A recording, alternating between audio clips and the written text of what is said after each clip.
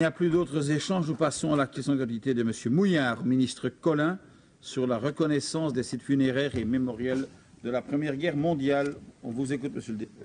Merci, Monsieur le Président. Chers collègues, Monsieur le Ministre, se termine aujourd'hui la Convention internationale de l'UNESCO et cette convention a notamment pour but de faire inscrire un certain nombre de sites sur la liste mondiale du patrimoine de l'humanité. Et la Wallonie est d'ailleurs porteuse d'un dossier puisqu'elle voudrait voir inscrit sur cette liste 16 sites funéraires et mémoriels de la Première Guerre mondiale. Cette démarche se fait avec la Flandre et la France dans le cadre du 100e anniversaire, évidemment, des commémorations de la Première Guerre mondiale.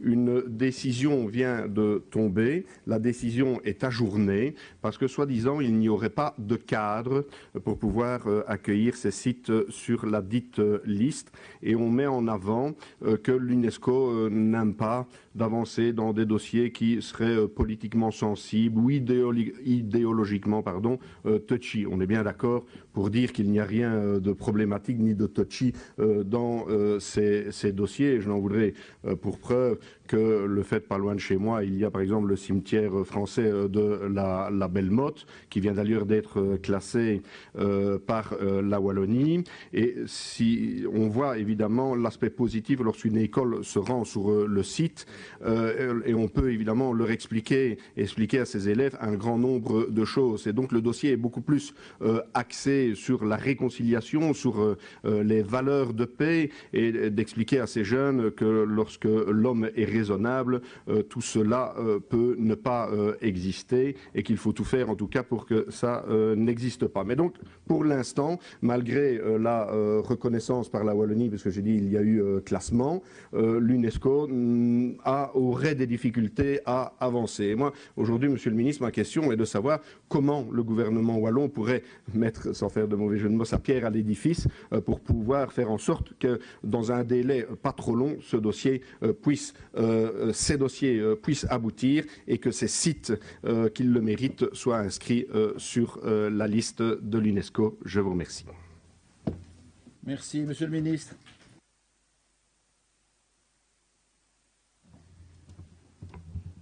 Monsieur Mouillard, vous avez bien énoncé les éléments de fait. Je précise juste qu'il y a 16 sites qui sont proposés par la Wallonie sur un ensemble de 139 sites, à la fois des sites funéraires, des cimetières ou des monuments commémoratifs. La difficulté vient de ce que l'UNESCO, essentiellement conseillée par son groupe d'experts ICOMOS, a les difficultés pour savoir si elle veut finalement reconnaître une série de sites, de monuments qui sont liés à un conflit. Nous avons évidemment plaidé ce que vous avez dit, c'est-à-dire que dans tous les sites qui concernent en tout cas la Wallonie, ces sites ne sont pas là pour célébrer un conflit. Ils sont là pour être la trace et la mémoire de celles et ceux qui sont tombés, mais aussi comme un appel à la réconciliation et à la tolérance et à la paix. Et c'est dans ce sens-là surtout que nous souhaitons cette reconnaissance. Eh bien, c'est la première fois que ça arrive. L'UNESCO, dans son assemblée générale, finalement, à Bahreïn, n'a pas réussi à se faire une opinion. Et c'est la première fois que l'UNESCO a dit on ajourne un dossier.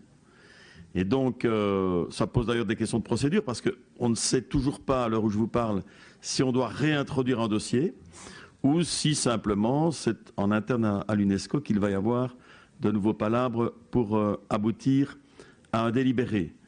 Moi, je pense qu'il faut poursuivre en tout cas toutes les démarches qu'on a entamées. J'ai donné cette instruction-là à la WAP, parce que je considère que le patrimoine, le tourisme de mémoire, la citoyenneté sont trois valeurs qu'il faut décliner ensemble, et que la reconnaissance par l'UNESCO serait évidemment à cet égard une belle plus-value.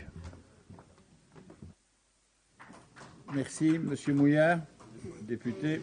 Oui, je remercie Monsieur le Ministre pour sa réponse. Et donc, je suis rassuré de savoir que le gouvernement wallon va persévérer dans sa démarche et tout faire pour que les sites en question soient reconnus. Et ça serait évidemment dommage, puisque beaucoup de personnes qui sont d'ailleurs souvent volontaires et qui s'occupent de ces sites ont tout fait pour leur classement. Je le disais tout à l'heure, c'est le cas du cimetière français de la Bellemotte ou encore le cimetière des Fusillés à Tamines, que je connais bien, qui est pas loin de chez moi.